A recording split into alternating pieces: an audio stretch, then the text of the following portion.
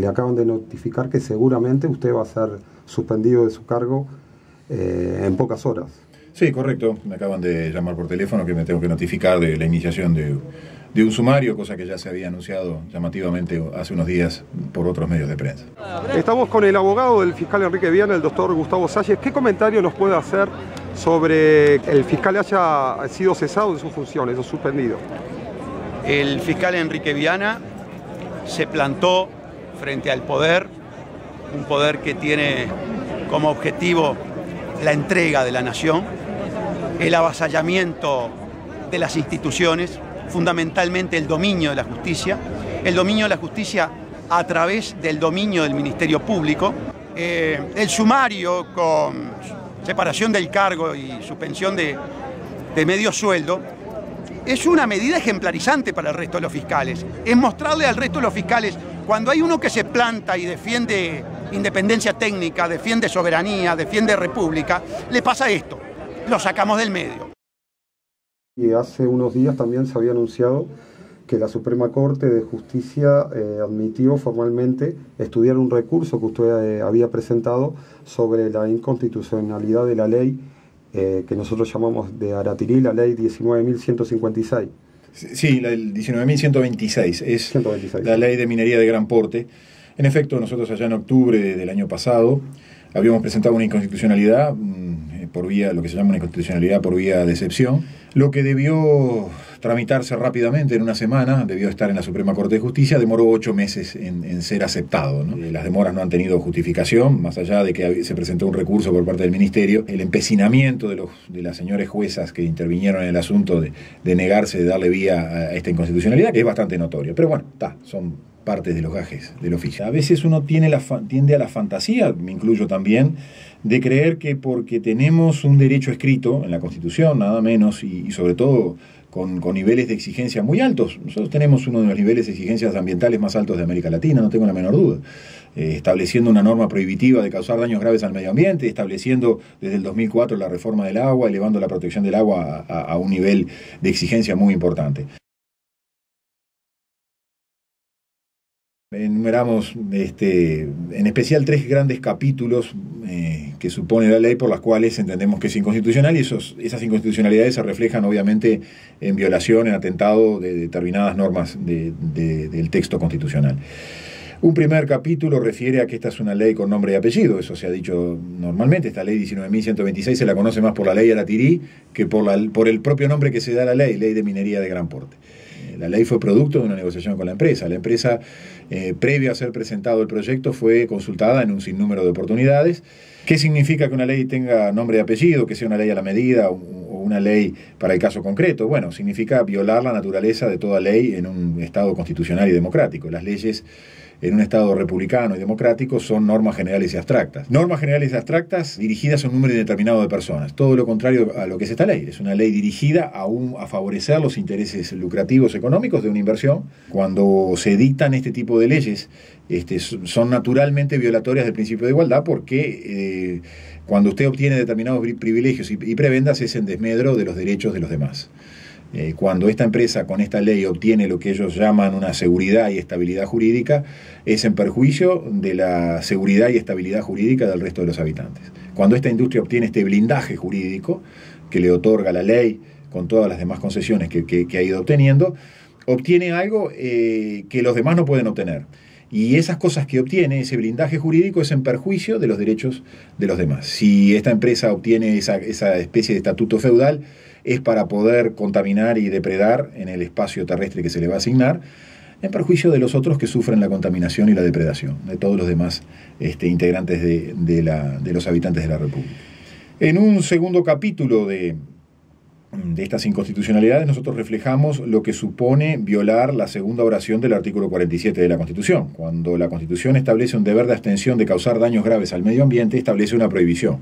Las personas tienen por vía constitucional, por norma constitucional, la obligación de no causar daños graves al medio ambiente. Es una obligación de no hacer, es una prohibición en definitiva. Si hay algo en que sí estamos todos de acuerdo, la propia empresa en su proyecto, la propia ley en la redacción cuando enumera los grandes impactos ambientales que va a tener esta industria, es que esta forma de minería, esta minería a cielo abierto, esta minería a gran escala, es altamente destructiva del medio ambiente. Con esta peculiaridad que quizás no se da en otras actividades industriales con también altos impactos ambientales, que es una actividad que no va a desarrollarse en el tiempo más allá de 12 o 15 años, y sin embargo, durante esos 12 o 15 años va a ser imposible cualquier otra actividad humana en el espacio físico y circundante donde se va a desarrollar.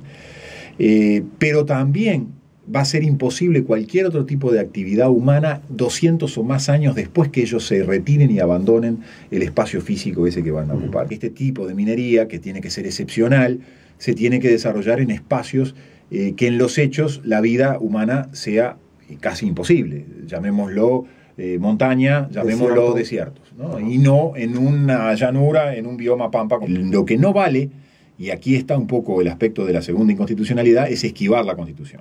Es eludirla con un texto legal que es un texto inferior al texto constitucional. Y ese es el propósito esencial de la ley Aratiri. El propósito esencial de la ley Aratiri es declarar aceptable, declarar de utilidad pública algo que la Constitución prohíbe. Es decir, el choque es flagrante. En la primera oración del artículo ya se percibe y el resto es elementos decorativos que tiene la ley. Pero la finalidad de la ley es evadir la Constitución. ¿Por qué? Porque quizás fuimos demasiado ecologistas. Eso, pues yo lo menciono así en la inconstitucionalidad, creo que es una ley de arrepentimiento. Nos arrepentimos de un camino que optamos en determinado momento. Ahora, el tercer capítulo de las inconstitucionalidades es quizás el más grave todavía de esto que venimos hablando. La ley incorpora por primera vez, a partir del artículo 23 y siguientes, lo que se conocen como los contratos de inversión.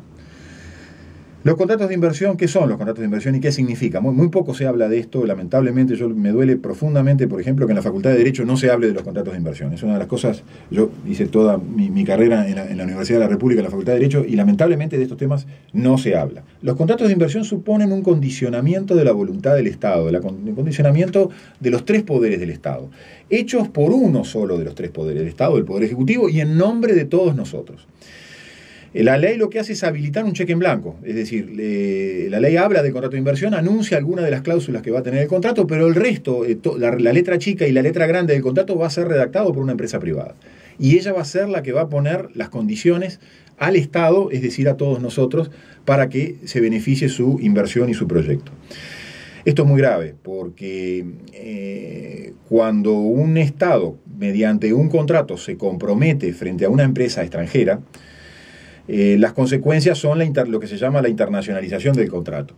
El propio contrato va a tener cláusulas por las cuales cualquier intento de modificar este contrato y cualquier intento de establecer nuevas exigencias legales, administrativas, del punto de vista tributario, ambiental, de la salud pública, laboral, cualquier modificación que la empresa entienda que modifica la ecuación económica, que modifica su lucro, sus ingresos, sus dividendos, la empresa va a tener derecho ya de por sí, porque va a haber una cláusula que se llama de renegociación o de congelamiento del derecho, va a tener derecho a reclamar una indemnización. Es decir, cualquier reclamo que la empresa haga en esos términos, de cualquier modificación que suponga una pérdida para ellos, ya no la va a hacer ante la jurisdicción nacional, no la va a hacer ante los jueces nacionales, sino que la va a hacer ante un mecanismo de arbitraje privado. El CIADI, tú mencionabas el caso de Philip Morris, es un buen ejemplo, un buen antecedente, un mecanismo de arbitraje que va extranjero, en manos privadas, que depende del Banco Mundial, y que va a fallar no teniendo en cuenta ni la Constitución uruguaya, ni la legislación uruguaya, ni los tratados de derechos humanos, sino que va a fallar teniendo en cuenta determinados axiomas y principios mercantiles que los va a hacer fluir de la letra de ese contrato por el cual el Estado se compromete a otorgar una serie de prestaciones, ¿no? Primero se modifica el derecho, primero se daña el derecho, primero se daña el concepto de república, se daña el concepto de soberanía, se elimina la independencia de todo poder extranjero, para luego, una vez conseguido ese estatuto feudal que obtienen estas empresas, poder dañar físicamente el territorio nacional. Primero es violar la república y la soberanía para luego contaminar y destruir el medio ambiente. No casualmente todas estas actividades cuestionadas ambientalmente en el resto del mundo utilizan previamente o exigen lo previo la firma de tratados y de contratos de inversión. Lo primero que ellos piden es seguridad jurídica y estabilidad jurídica. Eso significa que tienen miedo, que a algo le tienen miedo. ¿A quién le tienen miedo? Y bueno, le tienen miedo a la reacción de la ciudadanía cuando la ciudadanía va comprobando los beneficios que ellos se llevan y los daños que dejan, ¿no? Es un poco eso. Entonces, para evitar cualquier problema y para obtener ese blindaje, esa presión tan repetida en estos últimos tiempos, para obtener ese escudo protector, lo que hacen es empujar el fenómeno que ahora se conoce incluso a nivel internacional de los estados contratados. Se contrata al Estado para que el Estado, en lugar de ser el escudo protector de la ciudadanía, sea el escudo protector de estas inversiones. La colonia y la conquista del pasado fue con las armas. Hoy la colonia y la nueva colonización, estas nuevas formas de colonización, es a través de documentos, de contratos. No es por violencia que se obtienen estas cosas, sino por seducción, ¿no? Los contratos funcionan como una vía para que se consientan la entrega de cosas que son inconcebibles que se entreguen a través de contratos. Lo primero que uno le enseña cuando va a la Facultad de Derecho es que hay determinados bienes que están fuera del comercio de los hombres. Entre otros de esos bienes que están por fuera del comercio de los hombres están obviamente los poderes públicos, la causa pública, el orden público, los intereses generales. Hoy todos esos elementos pasan a ser una moneda más en esa negociación, en ese intercambio, con lo cual dejan de ser bienes públicos y con lo cual el concepto de república y el concepto de Estado-Nación se disuelve ante nuestros ojos. Cuando uno realiza estos contratos, firma estos tratados de inversión, firma estos contratos, deja de ser un Estado-Nación y pasa a ser otra cosa. Quizás por razones de supervivencia, yo no tengo los elementos para poder rebatir eso enteramente. Quizás sea necesario que este es el camino de la necesidad. Ahora, si es así, si es el camino de la necesidad, lo primero que hay que hacer es decirlo. Mire, es el camino necesario, tenemos que dejar de ser un Estado-Nación. Creo que vamos camino a ser una provincia, ¿no? Una provincia que no pertenece a nadie, por eso yo uso muchas veces la expresión provincia guacha, o una provincia coyuntural, donde un ratito en un determinado espacio del territorio manda Botnia, en otro manda Montes del Plata, en otro manda Aratirí, en otro manda Philip Morris. Y en definitiva la voluntad es aquello del fenómeno de Chasman y Chirolita, ¿no? El Estado pasa a ser un ejercicio de ventriloquia. O podemos ser una gran zona franca también en cualquier momento. Pero eso sería más justo, es decir... Porque el uruguayo no pagaría impuestos. Exactamente, sería más justo si todo el Uruguay... porque ahí no se violaría el principio de igualdad. Ahora, lo grave es cuando se viola el principio de igualdad tan flagrantemente y unos sí y otros no. Cuando se habla de las zonas francas y de una serie de exoneraciones, se habla de la renuncia, ¿no? De que el Estado renuncia fiscalmente, que renuncia a ingresos. Una cosa son las facilidades tributarias, exoneraciones tributarias y zonas francas que se les puede dar a este tipo de inversiones. Pero hay un plano todavía más grave del asunto, porque entre esas facilidades, entre esas concesiones, entre esos privilegios, le estamos dando las decisiones judiciales, le estamos dando el sartén por el mango, estamos desplazando la justicia nacional y habilitando jueces privados, árbitros internacionales que van a decidir los conflictos. Es decir, le estamos dando mucho más que exoneraciones impositivas y zonas francas. Les estamos dando la posibilidad de tener a su favor lo que los dos últimos presidentes, el doctor Vázquez y el señor Mujica, dijeron en alguna oportunidad con el tema de Philip Morris. Le estamos dando la presión chantajista de los monstruos. Es decir, le damos la posibilidad de mandar en el territorio nacional. Hablábamos recién del fenómeno del Estado contratado, ¿no? Cuando el Estado es contratado para proteger los intereses de una empresa y obviamente al sacar el escudo protector de la ciudadanía, desprotege a la ciudadanía, la deja en la indefensión para proteger estas grandes inversiones. Como consecuencia inmediata de eso, usted no va a encontrar, porque también el Poder Judicial forma parte del Estado, no va a encontrar sentencias de protección del medio ambiente. Y si bien tenemos un hermoso y exigente texto constitucional y una frondosa legislación, si primero la administración no la hace valer y no la hace cumplir, en primer lugar, y si luego los jueces, frente al incumplimiento de la administración de hacerla valer, tampoco la hace valer, cuando se establecen mecanismos de interés general y de interés público, se está estableciendo una suerte de policía ambiental. Si nosotros, al mismo tiempo que somos policías del medio ambiente, somos socios de quien va a contaminar el medio ambiente, bueno, lo de la policía queda disuelto y desaparece. Justamente que tendríamos que tener los tres poderes del Estado, protegiendo la salud de los uruguayos, protegiendo que no se contamine el Uruguay. Por lo que usted está diciendo, justamente estos poderes están quedando relegados en beneficio de multinacionales que vienen a instalarse acá en Uruguay con garantías que no se le daría a nadie más acá a cualquier uruguayo más. Correcto, es así, es así. Si usted repasa los anales de jurisprudencia en el Uruguay y no encuentra una sola sentencia de protección del medio ambiente, del asunto más pequeño hasta el más encumbrado, quiere decir que, bueno, esta relación de socios que se produce, yo la denuncié en el 2005 con respecto a la industria de la celulosa, cuando el Estado se vuelve socio de estas inversiones, todos tenemos que perder la confianza en el ejercicio de un derecho objetivo y de las exigencias ambientales.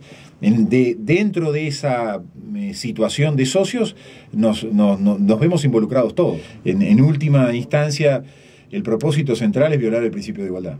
Y las corporaciones, que utilizan además la corrupción, porque es la metodología normal, festejan con el gobierno. ¿De qué? De deshacerse de un individuo con moral, con dignidad, con principios, con fuerza, con firmeza, que se les plantó. Por eso es necesaria la continentación popular. Por eso esto hoy fue muy importante.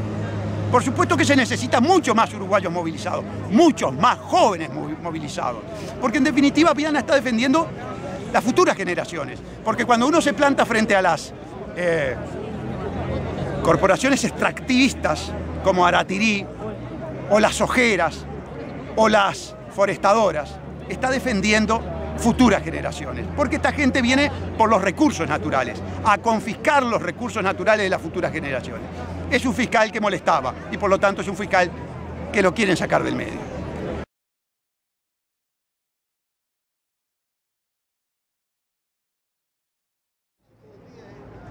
Este es de los buenos. Todos son buenos también.